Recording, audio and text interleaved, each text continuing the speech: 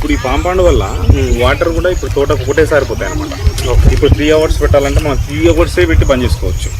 ఇప్పుడు మోటార్ లేని అనుకో పొద్దుకులు పెట్టి పోతాం, మనం చాలా దూరం వెళ్ళిపోతాం, అది పొద్దుకులు పోస్తుంటాం. అప్పుడు కూడా మీకు పల్లాకు వస్తుంది చెట్టు. ఈ క్లాత్ తెప్పించినాం హైదరాబాద్ నుంచి, క్లాత్ తెప్పించి పైన వేస్తే నాసు రాదని వేసినాం. అది ఎండకి ఏమైందంటే పేలిపోయి చినిగిపోయింది.